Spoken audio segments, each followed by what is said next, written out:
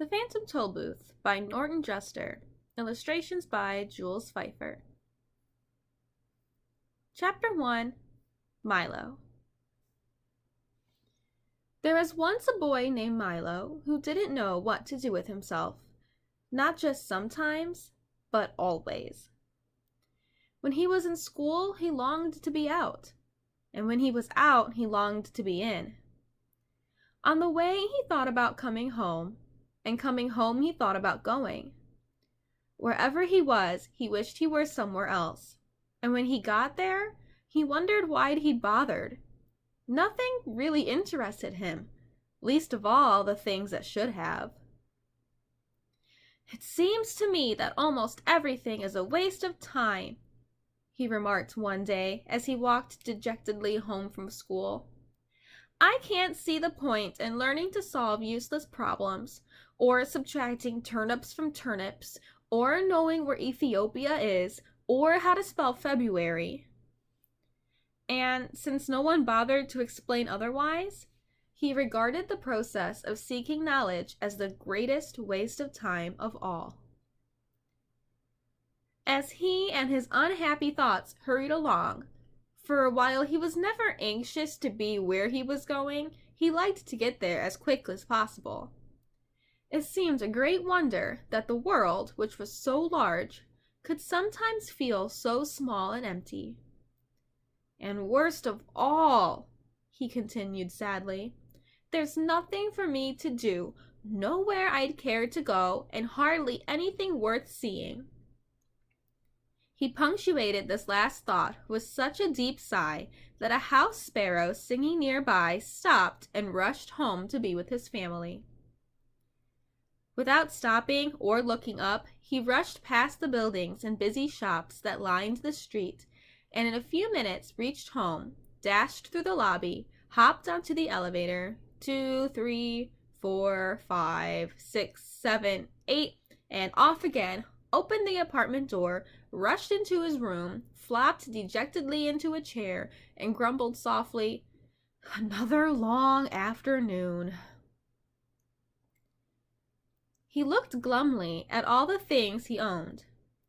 The books that were too much trouble to read, the tools he'd never learned to use, the small electric automobile he hadn't driven in months, or was it years, and the hundreds of other games and toys and bats and balls and bits and pieces scattered around him. And then, to one side of the room just next to the phonograph, he noticed something he had certainly never seen before. Who could possibly have left such an enormous package, and such a strange one? For while it was not quite square, it was definitely not round, and for its size, it was larger than almost any other big package of smaller dimension that he'd ever seen. Attached to one side was a bright blue envelope which said simply, "For Milo, who has plenty of time." Of course, if you've ever gotten a surprise package, you can imagine how puzzled and excited Milo was. And if you've never gotten one, pay close attention, because someday you might. "I don't think it's my birthday," he puzzled, "and Christmas must be months away, and I haven't been outstandingly good, or even good at all." He had to admit this even to himself. "Most probably I won't like it anyway, but since I don't know where it came from, I can't possibly send it back." He thought about it for quite a while, and then opened the envelope, but just to be polite. "One genuine turnpike toll booth," it stated, and then it went on. "Easily assembled at home and for use by those who have never traveled in lands beyond." Beyond what? Thought Milo as he continued to read. "This package contains the following items. 1 genuine turnpike toll booth to be erected according to directions. 3 precautionary signs to be used in a precautionary fashion. Assorted coins for use in paying tolls. 1 map up to date and carefully drawn by master cartographers depicting natural and man-made features. 1. Book of Rules and Traffic Regulations, which may not be bent or broken. And in smaller letters at the bottom, it concluded, results are not guaranteed, but if not perfectly satisfied, your wasted time will be refunded. Following the instructions, which told him to cut here, lift there, and fold back all around, he soon had the toll booth unpacked and set up on its stand. He fitted the windows in place and attached the roof, which extended out on both sides and fastened on the coin box. It was very much like the toll booths he'd seen many times on family trips, except, of course, it was much smaller and purple. What a strange present, he thought to himself. The least they could have done was to send a highway with it, for it's terribly impractical without one. But since at the time there was nothing else he wanted to play with, he set up the 3 signs. Slow down approaching toll booth. Please have your fare ready. Have your destination in mind. And slowly unfolded the map. As the announcement stated, it was a beautiful map, in many colors, showing principal roads, rivers and seas, towns and cities, mountains and valleys, intersections and detours, and sites of outstanding interest, both beautiful and historic. The only trouble was that Milo had never heard of any of the places it indicated, and even the names sounded most peculiar. I don't think there really is such a country, he concluded after studying it carefully. Well, it doesn't matter anyway. And he closed his eyes and poked a finger at the map. Dictionopolis, read Milo slowly when he saw what his finger had chosen. Oh well, I might as well go there as anywhere. He walked across the room and dusted the car off carefully. Then, taking the map and rulebook with him, he hopped in and, for lack of anything better to do, drove slowly up to the toll booth. As he deposited his coin and rolled past, he remarked wistfully, I do hope this is an interesting game. Otherwise, the afternoon will be so terribly dull. Chapter 2, Beyond Expectations. Suddenly, he found himself speeding along an unfamiliar country highway, and as he looked back over his shoulder, neither the toll booth nor his room, nor even the house was anywhere in sight. What had started as make-believe was now very real. What a strange thing to have happen, he thought, just as you must be thinking right now. This game is much more serious than I thought, for here I am riding on a road I've never seen, going to a place I've never heard of, and all because of a toll booth which came from nowhere. I'm certainly glad that it's a nice day for a trip, he concluded hopefully, for at the moment this was the one thing he definitely knew. The sun sparkled, the sky was clear, and all the colors he saw seemed to be richer and brighter than he could ever remember. The flowers shone as if they had been cleaned and polished, and the tall trees that lined the road shimmered in silvery green. Welcome to Expectations, said a carefully lettered sign on a small house at the side of the road. Information, predictions, and advice cheerfully offered. Park here and blow horn. With the first sound from the horn, a little man in a long coat came rushing from the house, speaking as fast as he could and repeating everything several times. My, welcome, welcome, welcome, welcome to the land of expectations, to the land of expectations, to the land of expectations. We don't get many travelers these days. We certainly don't get many travelers these days. Now what can I do for you? I'm the weatherman. Is this the right road for Dictionopolis? Asked Milo, a little bowled over by the effusive greeting. Well now, he began again. I don't know of any wrong road to Dictionopolis, so if this road goes to Dictionopolis at all, it must be the right road, and if it doesn't, it must be the right road to somewhere else, because there are no wrong roads to anywhere. Do you think it will rain? I thought you were the weatherman, said Milo, very confused. Oh no, said the little man. I'm the weatherman, not the weatherman, for after all, it's more important to know whether there will be weather than what the weather will be. And with that he released a dozen balloons that sailed off into the sky. "Must see which way the wind is blowing," he said, chuckling over his little joke and watching them disappear in all directions. "What kind of a place is Expectations?" inquired Milo, unable to see the humor and feeling very doubtful of the little man's sanity. Good question, he exclaimed. "Expectations is a place you must always go to before you get to where you're going. Of course, some people never go beyond expectations, but my job is to hurry them along, whether they like it or not. Now, what else can I do for you?" And before Milo could reply, he rushed into the house and reappeared a moment later with a new coat and an umbrella. "I think I can find my own way," said Milo, not at all sure that he could. But since he didn't understand the little man at all, he decided that he might as well move on.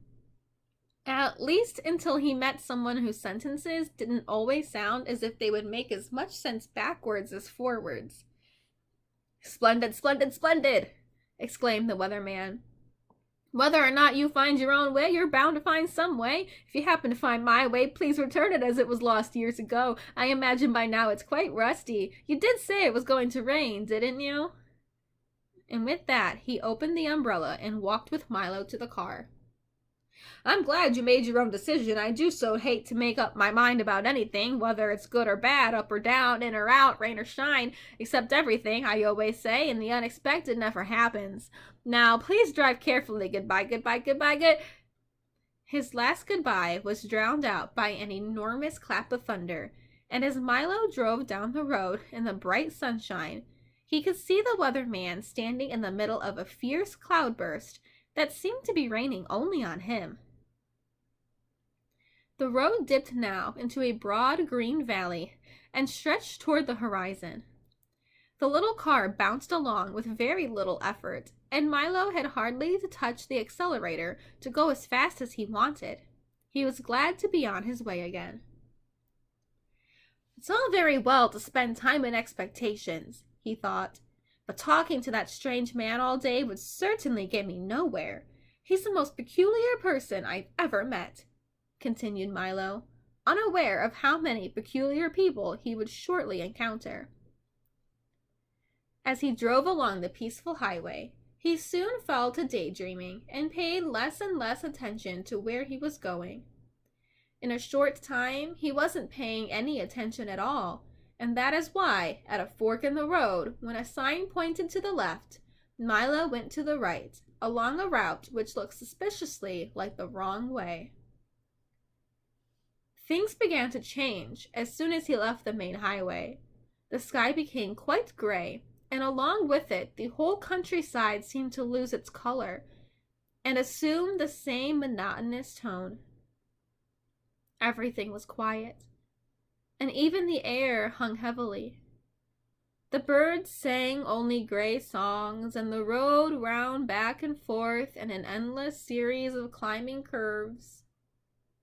Mile after mile after mile after mile he drove, and now gradually the car went slower and slower until it was hardly moving at all.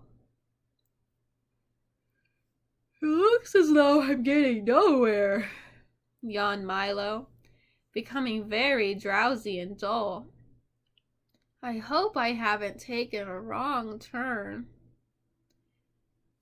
Mile after mile after mile after mile, and everything became grayer and more monotonous.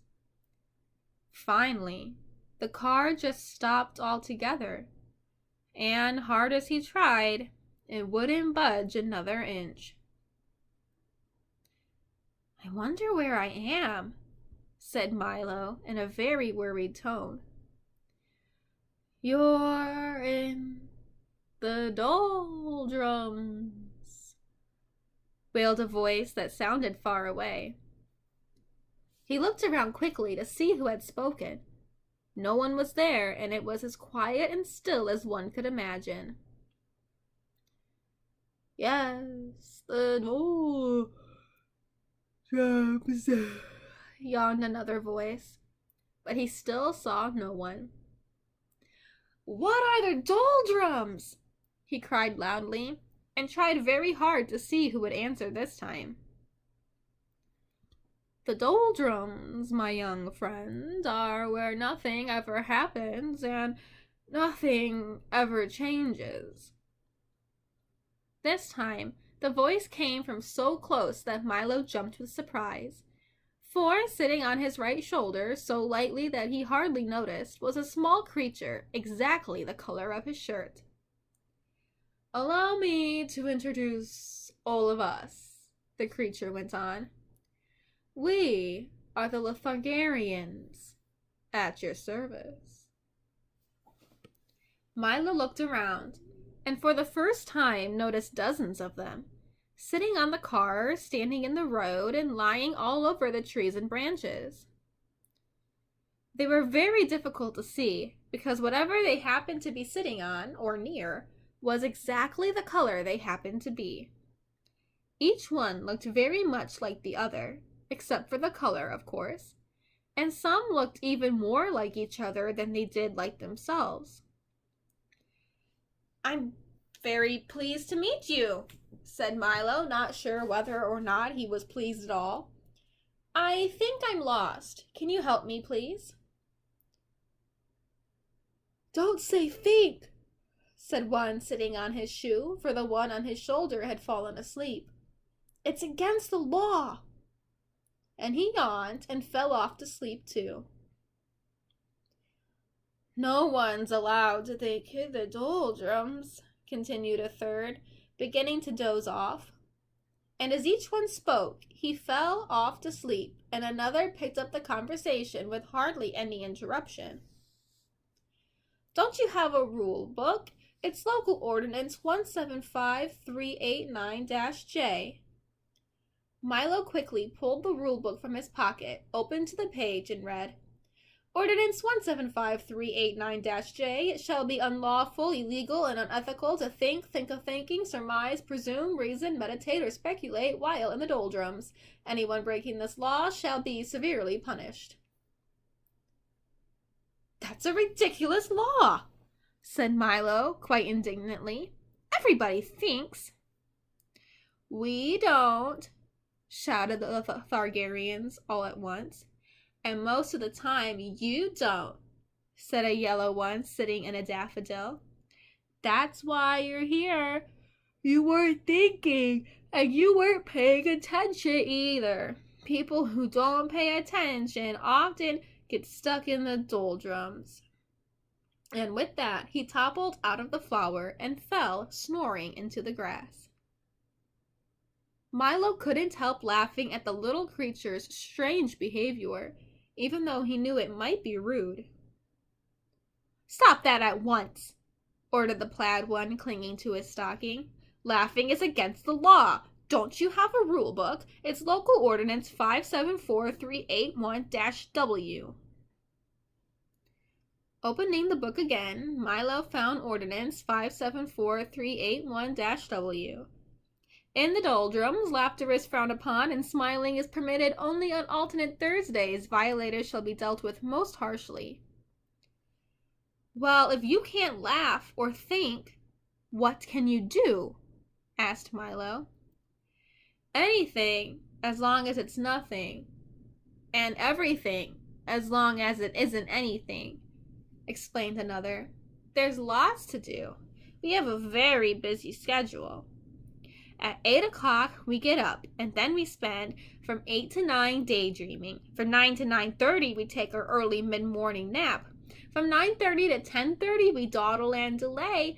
From 10:30 to 11:30, we take our late early morning nap. From 11 to 12, we bide our time and then eat lunch. From 1 to 2, we linger and loiter. From 2 to 2:30, we take our early afternoon nap. From 2:30 to 3:30, we put off for tomorrow what we could have done today. From 3:30 to 4, we take our early late afternoon nap. From 4 to 5, we loaf and lounge until dinner.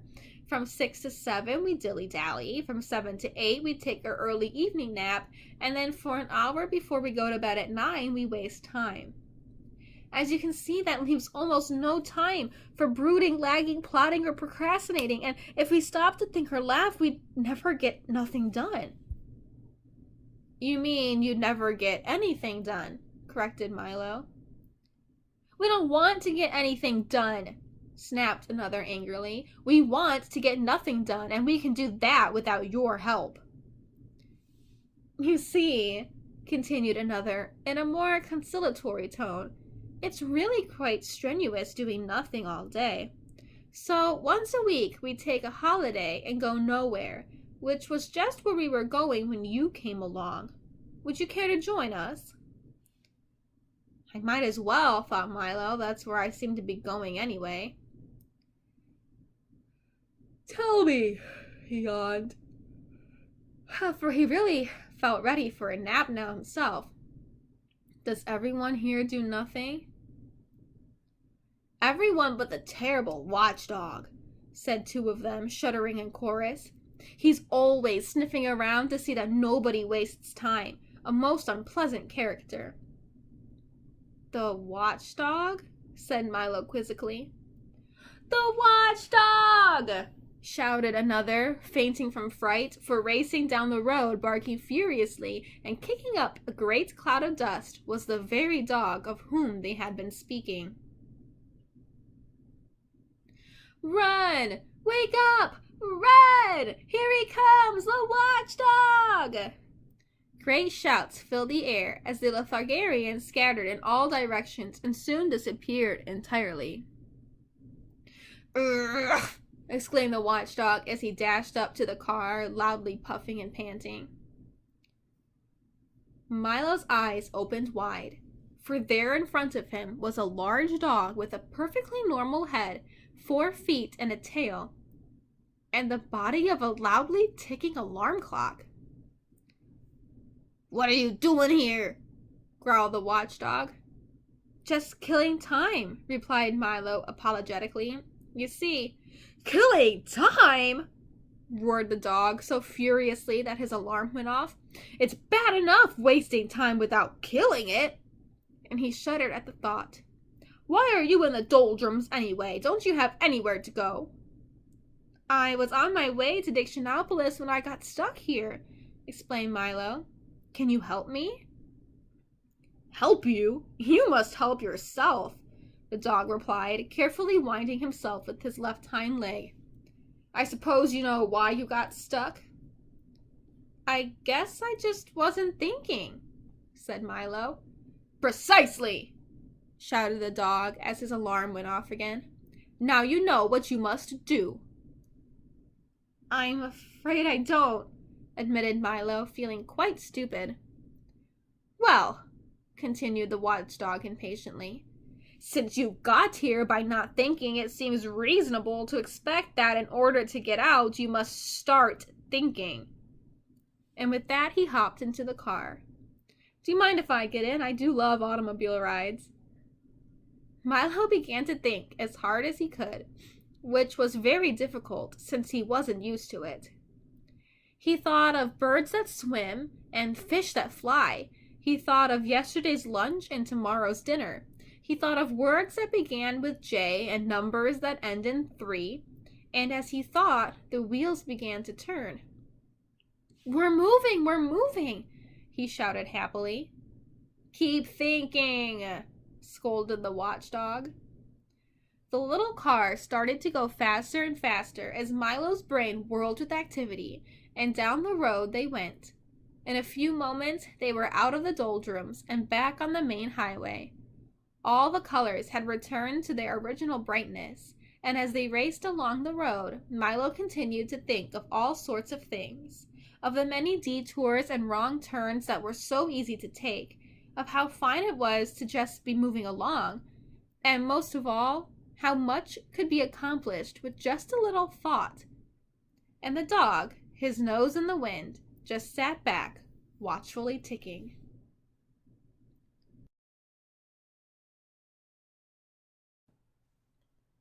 Chapter 3, Welcome to Dictionopolis. You must excuse my gruff conduct, the watchdog said, after they'd been driving for some time. But you see, it's traditional for watchdogs to be ferocious. Milo was relieved at having escaped the doldrums, that he assured the dog that he bore him no ill will, and in fact was very grateful for the assistance. Splendid! Shouted the watchdog. I'm very pleased. I'm sure we'll be great friends for the rest of the trip. You may call me Talk. That is a strange name for a dog who goes tick, tick, tick, tick, tick all day, said Milo. Why didn't they call you... Don't say it, gasped the dog, and Milo could see a tear well up in his eye. I didn't mean to hurt your feelings, said Milo, not meaning to hurt his feelings. That's all right, said the dog, getting hold of himself. It's an old story and a sad one, but well, I can tell it to you now. When my brother was born, the first pup in the family, my parents were overjoyed and immediately named him Tick in expectation of the sound they were sure he'd make. On first winding him, they discovered to their horror that instead of going tick, tick, tick, tick, tick, he went talk, talk, talk, talk, talk. They rushed to the Hall of Records to change the name, but it was too late. It had already been officially inscribed, and nothing could be done. When I arrived, they were determined not to make the same mistake twice, and since it seemed logical that all their children would make the same sound, they named me Talk.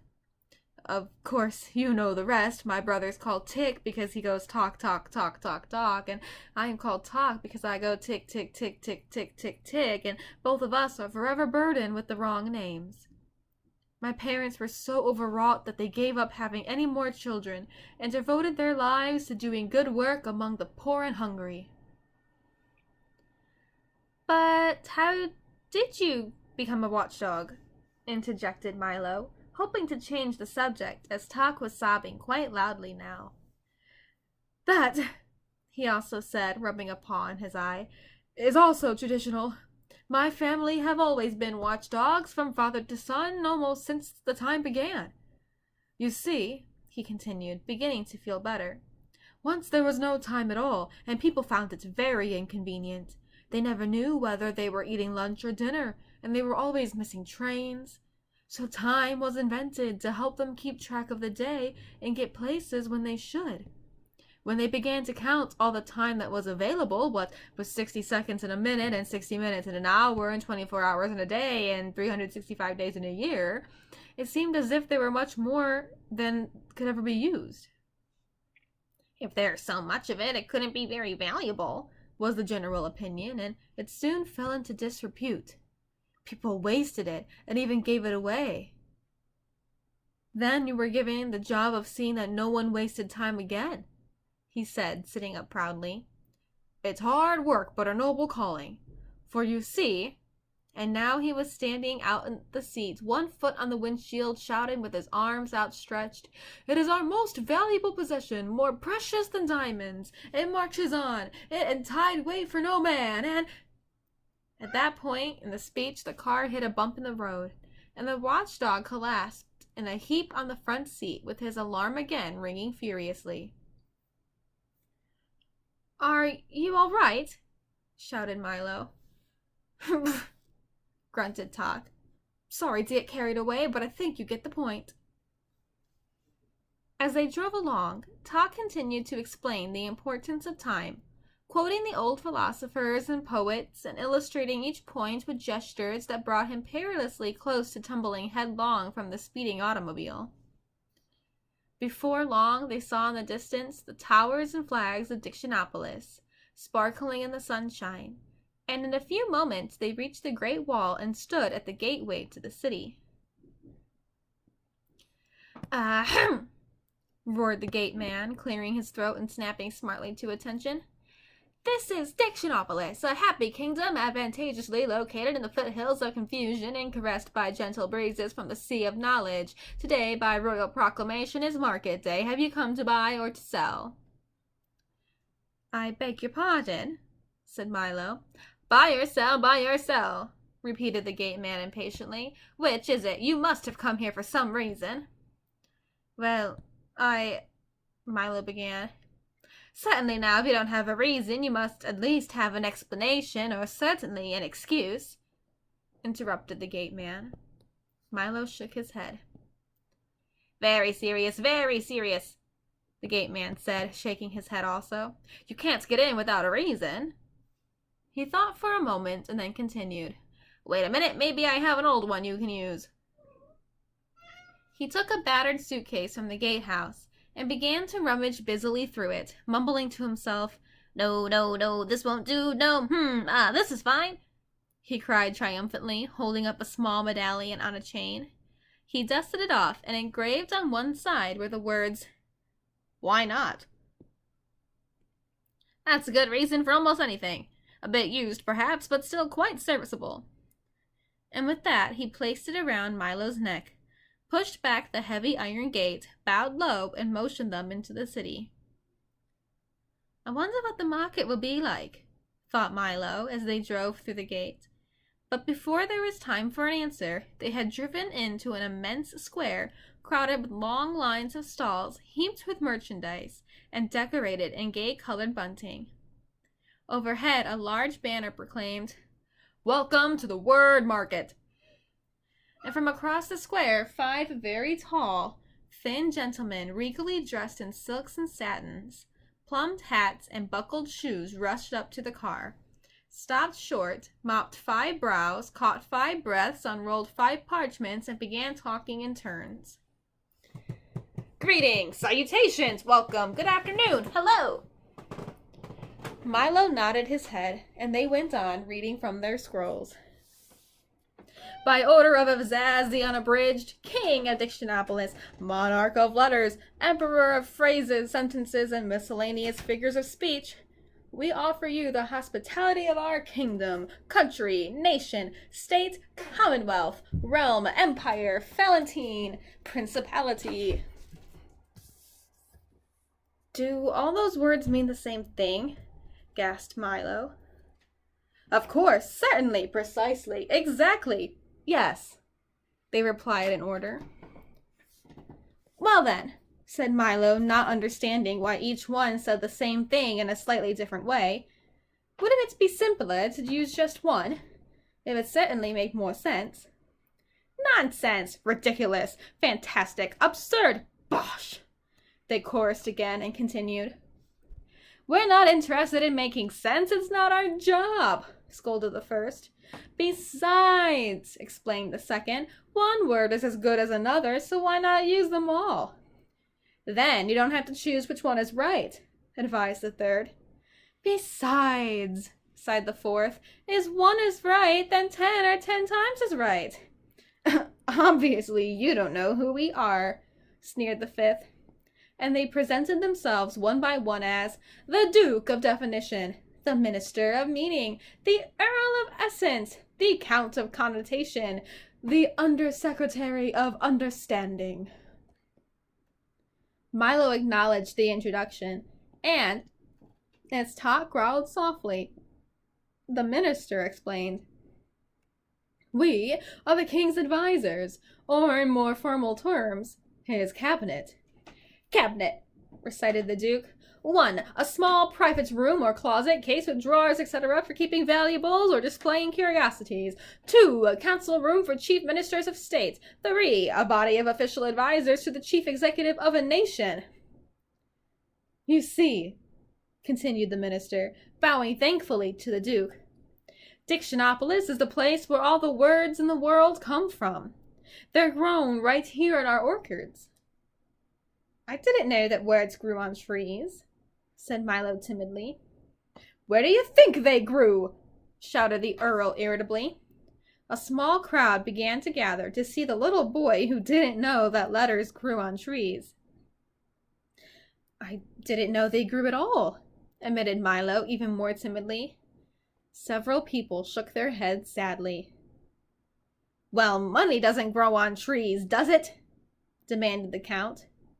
I've heard not, said Milo. Then something must. Why not words? Exclaimed the Undersecretary triumphantly. The crowd cheered his display of logic and continued about its business. To continue, continued the minister impatiently. "Once a week, by royal proclamation, the word market is held here in the great square, and people come from everywhere to buy the words they need or trade in the words they haven't used." "Our job," said the Count, "is to see that all the words sold are proper ones. For it wouldn't do to sell something that had no meaning or didn't exist at all. For instance, if you bought a word like where would you use it?" It would be difficult, thought Milo, but there were so many words that were difficult, and he hardly knew any of them. "But we never choose which ones to use," explained the Earl as they walked toward the market stalls. "For as long as they mean what they mean to mean, we don't care if they make sense or nonsense." "Innocence or magnificence," added the Count. "Reticence or common sense," said the Undersecretary. "That seems simple enough," said Milo, trying to be polite. "Easy as falling off a log," cried the Earl, falling off a log with a loud thump. "Must you be so clumsy?" shouted the Duke. "All I said was," began the Earl, rubbing his head. "We heard you," said the minister angrily, "and you'll have to find an expression that's less dangerous." The Earl dusted himself off as the other snickered audibly. "You see," cautioned the Count, "you must pick your words very carefully, and be sure to say just what you intend to say. And now we must leave to make preparations for the royal banquet." "You'll be there, of course," said the minister. But before Milo had a chance to say anything at all, they were rushing off across the square as fast as they had come. "Enjoy yourself in the market," shouted back the Undersecretary. "Market," recited the Duke, "an open space or covered building in which—" And that was the last Milo heard as they disappeared into the crowd. "I never knew words could be so confusing," Milo said to Tock as he bent down to scratch the dog's ear. "Only when you use a lot to say a little," answered Tock. Milo thought this was quite the wisest thing he'd heard all day. "Come," he shouted, "let's see the market. It looks very exciting."